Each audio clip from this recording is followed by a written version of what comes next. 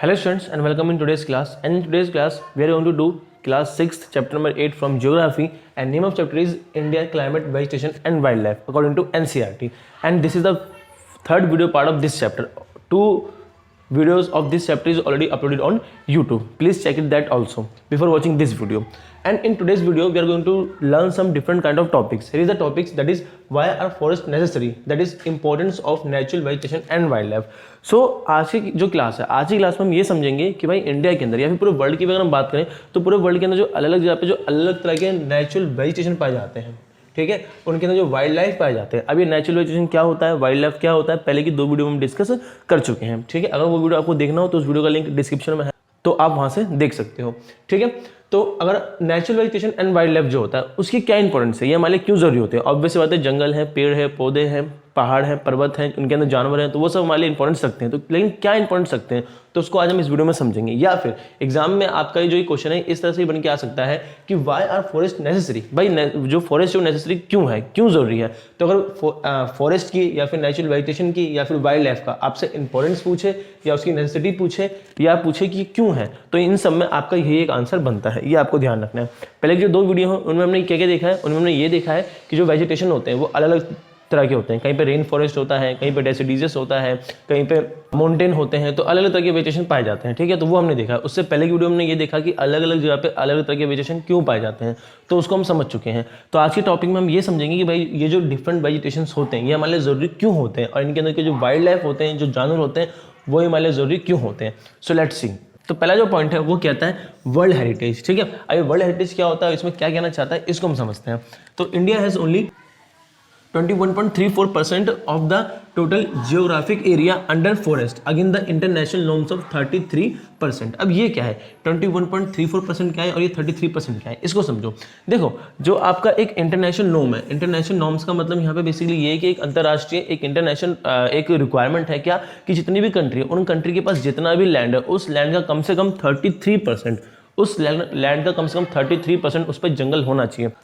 तो इसी में अगर हम इंडिया की बात करें कि इंडिया के पास जो भी लैंड है उसमें से कितना परसेंट लैंड इंडिया का फॉरेस्ट से कवर है, तो वो 21.34% है। 21.34% जो है वो 2015 के डाटा के अकॉर्डिंग है। अगर मैं अभी के डाटा की बात करूं तो अभी लगभग 24% है।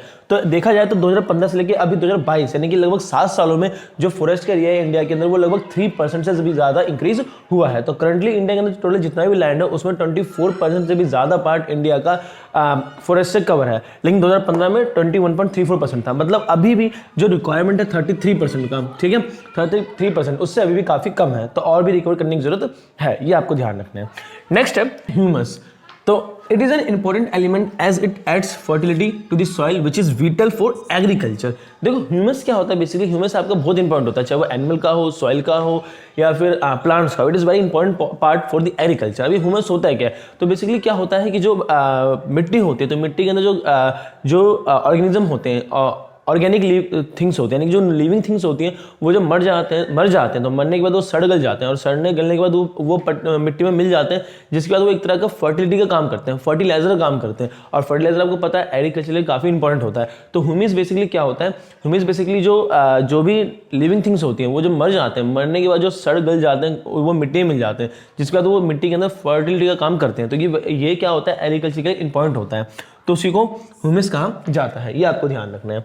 नेक्स्ट पार्ट है फॉरेस्ट प्रोडक्ट, ठीक है। देखो फॉरेस्ट प्रोडक्ट ये काफ़ी इजी है और ये बच्चों में भी काफ़ी ज़्यादा सिखाया जाता है कि भाई जंगल के क्या फायदे हैं, क्या फायदे हैं, क्या फायदे हैं।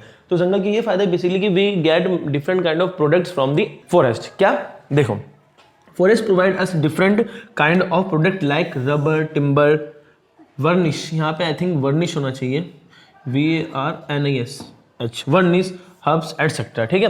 रबर जो होता है आपका, आपको पता है, टिम्बर लकड़, पेड़, जो पेड़ होते हैं उनसे हमें तरह तरह के लकड़ मिलते हैं, उनका अलग अलग यूज़ होता है। जो लकड़ का यूज़ होता है उसको मैंने जो सेकंड वीडियो पार्ट है चैप्टर का उसमें मैंने आपको बताया था अभी। उसके बाद वर्निश क्या होता है, अलग अलग तरह के घरों के काम के लिए, रंग के लिए, पुताई के लिए भी यूज़ किया जाता है। उसके अलावा जो हर्ब्स होते हैं, जो पौधे होते हैं, ये जड़ी बूटी का काम करते हैं, तो उसके लिए भी पेड़ पौधे काफ़ी यूज़ में होते हैं, ये आपको ध्यान रखना है। इन यूज़ के अलावा अलग तरह के यूज़ पेड़ पौधों के होते हैं, चाहे वो कॉइल के लिए हो या फिर फ्यूल्स के लिए हो या फिर ऑक्सीजन के लिए हो, कार्बन डाइऑक्साइड के लिए हो, एनवायरनमेंट को शुद्ध एनवायरनमेंट को साफ सुथरा रखने के लिए हो, काफ़ी अलग तरीके से पेड़ पौधे यूज़ किए जाते हैं। इसलिए तो कहा जाता है सेव ट्रीज, तो जितना हो सके उतना ट्री बचाया करो। देखो सिंपल चीज़ है, अगर इंडिया की अगर हम बात करें तो इंडिया की जो पॉपुलेशन लगभग 1.3 बिलियन यानी कि 130 करोड़। अगर 130 करोड़ में से सिर्फ 50 करोड़ भी लोग अगर अपनी लाइफ में एक ट्री लगाए तो इंडिया के अंदर 50 करोड़ ट्री जो है वो बढ़ जाएंगे। अगर 50 करोड़ ट्री बढ़ेंगे तो ऑब्वियस बात है जो 33% का टारगेट है इंडिया आराम से अचीव कर सकता है। तो मतलब मैं ये कहूँगा कि जितने भी लोग ये वीडियो देख रहे हैं, अगर आप अपनी लाइफ में सिर्फ एक ट्री भी लगाए, 1 से 2 ट्री भी लगाए और उसको पूरा मतलब पानी दें, सिंचाई दें, उसका देख रेख करें लाइफ टाइम तक, तो बहुत ही बेहतरीन होगा ये आपको ध्यान रखना है। नेक्स्ट है रिलीज ऑफ ऑक्सीजन। देखो रिलीज ऑफ ऑक्सीजन नाम से पता चल रहा है क्या कि forest release oxygen in the air along with removing carbon dioxide. ठीक है, देखो आपको पता है जो पेड़ होते हैं वो ऑक्सीजन को रिलीज करते हैं, छोड़ते हैं, एंड कार्बन डाइऑक्साइड को ऑब्जर्व करते हैं। तो कार्बन डाइऑक्साइड ऑब्जर्व करने की वजह से हमारे क्लाइमेट के लिए बहुत अच्छी बात होती है, ठीक है, और साथ में ऑक्सीजन देते हैं, और जो ऑक्सीजन देते हैं वो हम ह्यूमन बींग्स लेते हैं, ये आपको ध्यान रखना है। और कार्बन डाइऑक्साइड ये ले लेते हैं, और कार्बन डाइऑक्साइड लेने की वजह से इंडिया वर्ल्ड के अंदर जो आपका ग्लोबल वार्मिंग होता है वो काफ़ी बैलेंस्ड रहता है, मतलब कम रहता है, ये आपको ध्यान रखना है। उसके नेक्स्ट है नेशनल सिंबल। भाई देखो नेशनल सिंबल ये इंडिया के अंदर ही नहीं बल्कि अदर कंट्री में भी आपको देखने को मिलता है कि जो पेड़ पौधे होते हैं उनसे तरह तरह की जो चीज़ें मिलती हैं, हम इंडियंस ने उनको अलग अलग तरह का सिंबल माना हुआ है। अदर कंट्री भी मानती है तो हमने ही माना हुआ है। जैसे कि some plants and animals are considered as our national symbols like lotus. Lotus यानी कि जो कमल का फूल होता है वो हमारे इंडिया का क्या है, नेशनल फ्लावर है। मैंगो क्या है, हमारा नेशनल फ्रूट है। उसी तरह से टाइगर क्या है, टाइगर हमारा नेशनल एनिमल है। उस तरह से पिकॉक क्या है, पिकॉक हमारा नेशनल बर्ड है। तो चाहे आपके नेशनल एनिमल हो, नेशनल बर्ड हो, नेशनल फ्लावर हो या नेशनल फ्रूट हो, ये सब कहाँ से आते हैं, ये सबके समय में फॉरेस्ट वेजिटेशन से ही मिलता है, ये आपको ध्यान रखना है। फिर नेक्स्ट है आपका मेडिसिनल प्लांट्स। मेडिसिनल प्लांट्स का मतलब ये है कि जो पेड़ पौधे हम उगाते हैं या फिर जो नेचुरल वेजिटेशन होते हैं उनमें से जो हर्ब्स होते हैं, शब्स होते हैं, या फिर डिफरेंट टाइप ऑफ ट्रीज होती हैं, तो उनका यूज़ जड़ी बूटी बनाने के लिए भी यूज़ किया जाता है। पता है अब डॉक्टर तो खैर अभी हुआ है, मेडिकल साइंस तो अभी हुए हैं, लेकिन काफ़ी बिलियंस ईयर्स पहले लोग जब रहा करते थे तब वो कैसे एक दूसरे का इलाज किया करते थे, कैसे एक दूसरे को ठीक किया करते थे, तो वो इन पेड़ पौधे की जड़ी बूटियों से ही अपने आप को ठीक किया करते थे, और इसका इस्तेमाल आज भी किया जाता है। जैसे प्लांट्स लाइक तेज पत्रा, दारू हल्दी, भरमितालिश, तेलिश पत्रा, चरत्ता एंड मुशक बाला आर मेडिकल प्लांट्स। ठीक है, ये डिफरेंट टाइप ऑफ जो मैंने आपको मेडिकल प्लांट बताया, चाहे वो आपके तेज पत्रा हो, दारू हल्दी हो, या मुशक बाला हो, या फिर और भी अलग तरह के प्लांट्स, ये सब प्लांट्स जड़ी बूटी का काम करते हैं। इनकी जो पत्ते होते हैं, इनकी जो टहनियाँ होती हैं, या फिर इनसे बनने वाले उस टाइप का, तो इनका यूज़ अलग अलग बीमारी में इस्तेमाल किया जाता है जड़ी बूटी में। नेक्स्ट है mythological significance. Mythological significance basically क्या होता है कि प्लांट्स लाइक तुलसी एंड भुरवा as well as trees like banyan, ashoka, peepal, banana are worshipped in India. यहाँ पे ये बताया गया जो हमारे माइथोलॉजिकल है, ठीक है, जैसे रामायण हो गया, महाभारत हो गया, ये किसी तरह का पुराण हो गया, उसमें हमें ये दिखाया जाता है और उससे हमने सीखा, और आज भी ऐसा किया जाता है, खास करके हिंदू आइडियोलॉजी के अंदर, इंडिया के अंदर, क्या कि हम अलग अलग पेड़ का अलग अलग टाइम पे अलग अलग त्योहारों पे पूजा करते हैं। जैसे कि बात की जाए तो तुलसी का पेड़ हो गया, इसको डेली ही पूजा जाता है। इवन कुछ लोग जो हिंदू लोग होते हैं वो अपने घर के अंदर आंगन में या छत पे तुलसी के लिए एक बना के रखते हैं, आपने देखा होगा, और उसमें तुलसी की डेली पूजा की जाती है। उसके बाद चाहे पीपल का पेड़ हो गया, पीपल के पेड़ का भी टाइम टाइम पे यूज़ किया जाता है। कुछ मंदिरों में भी, कुछ जो मंदिर होते हैं इनफैक्ट वो भी पीपल के पेड़ के ही सिर्फ मंदिर होते हैं, या फिर कुछ मंदिरों के बाहर भी पीपल के पेड़ लगे होते हैं, उन पे जो लेडीज़ होती हैं या फिर जो मर्द होते हैं वो धागे बांधते हैं, मन्नतें मांगते हैं, ये सारी चीज़ें। तो ये भी एक वेजिटेशन की जो इंपॉर्टेंस है उसमें काउंट कर लिया जाता है, ठीक है।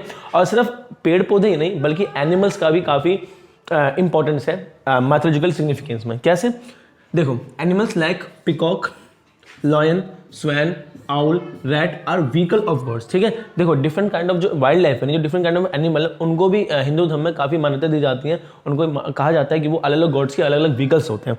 जैसे कि पिकॉक किसका माना जाता है, आई थिंक पिकॉक आपकी सरस्वती माँ के लिए होता है। जो पिकॉक है वो सरस्वती माँ का सवारी माना जाता है। लॉयन जो है वो शेरावाली माँ का माना जाता है। स्वैन ये ब्रह्मा भगवान है उनका माना जाता है। और उल्लू ये लक्ष्मी माँ का माना जाता है, ठीक है। उसके बाद रैट चूहा ये आपको पता है गणेश जी का माना जाता है। इसके अलावा जो बुल होता है वो किसका माना जाता है, जो शिव जी है उनका माना जाता है, जिसको नंदी भी कहा जाता है। तो इस तरह से अलग अलग एनिमल अलग अलग भगवान के विकल्प भी माने जाते हैं जिनके वजह से उनको पूजा जाता है, ये आपको ध्यान रखना है।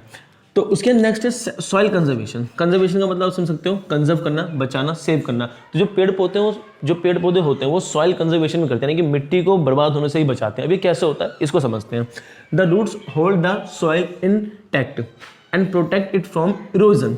Bye running water. बेसिकली होता क्या है कि जैसे मान लो अगर जंगल है, अगर जंगल के एक बहुत बड़ा जंगल है या फिर जंगल छोड़ो एक बहुत ही बड़ा मिट्टी का एरिया, ठीक है, और वहाँ पे हम लगातार पानी बहाएंगे तो वहाँ पे जो मिट्टी होगी वो पानी के साथ बह के बहुत दूर चली जाएगी और वहाँ से मिट्टी हट जाएगी। और इस तरह से अगर मिट्टी हटती रहेगी तो उस मिट्टी का डेवलपमेंट सही से नहीं हो पाएगा और वो एरिया भी बंजर होता जाएगा, क्योंकि खेती करने के लिए, पेड़ पौधे उगाने के लिए मिट्टी का होना जरूरी है। लेकिन आप ये मान लो कि एक इलाके पे बहुत बड़ा जंगल है और बहुत बड़े जंगल पे बहुत सारे पेड़ लगे हुए हैं। अब जहाँ पेड़ होंगे तो ऑब्वियस बात है वहाँ तो मिट्टी होगी होगी।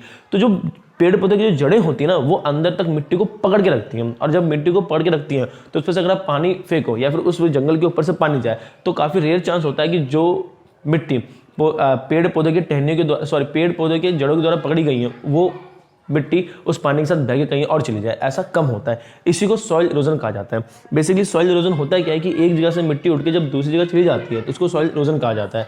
लेकिन वहीं पे अगर उस मिट्टी के ऊपर अगर आप पेड़ लगा दो तो पेड़ की जो जड़ें होती हैं वो मिट्टी को पकड़े रखती हैं, जिसकी वजह से सॉइल इरोजन नहीं होता। So that's a very significant point of planting a tree in a particular area, ये आपको ध्यान रखना है।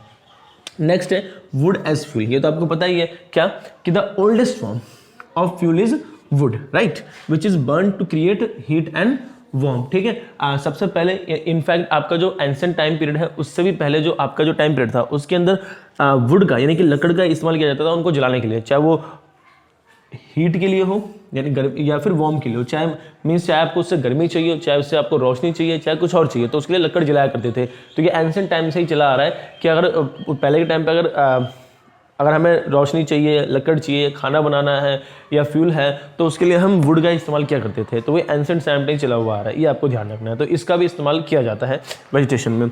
और नेक्स्ट है रेनफॉल। रेनफॉल मतलब बारिश। ऑब्वियस बात है जहाँ पे जितने जंगल होते हैं, जहाँ पे जितने पेड़ पौधे होते हैं वहाँ पे बारिश के चांसेस उतने ही ज़्यादा होते हैं। तो यहाँ पे भी बताया गया places with the thick forest receive more rainfall. जिन इलाकों पे सबसे ज़्यादा पेड़ पौधे होते हैं, जंगल होते हैं, वहाँ पे बारिश होने की चांसेस सबसे ज़्यादा होती है, ये आपको ध्यान रखना है। तो इनके अलावा कुछ पॉइंट्स रह गए हैं तो आप उनको भी ऐड ऑन कर सकते हो, नहीं तो आपके एग्जाम में ये 10 पॉइंट्स काफ़ी ज़्यादा हैं, बहुत है। इन 10 पॉइंट्स अगर आप याद कर लो so that will be enough for your exam, ठीक है, ये आपको ध्यान रखना है। तो ये हमने समझ लिया कि एक नेचुरल वेजिटेशन वाइल्ड लाइफ का होना ज़रूरी क्यों है, ये हमारे लिए क्यों इंपॉर्टेंट है, ये हमारे लिए क्यों नेसेसरी है। तो आई होप ये समझ में आ गया होगा आपको। अगर समझ में कोई पॉइंट आपको नहीं आया तो आप कमेंट कर सकते हो, I will answer there. And share this video with your all friends and keep learning.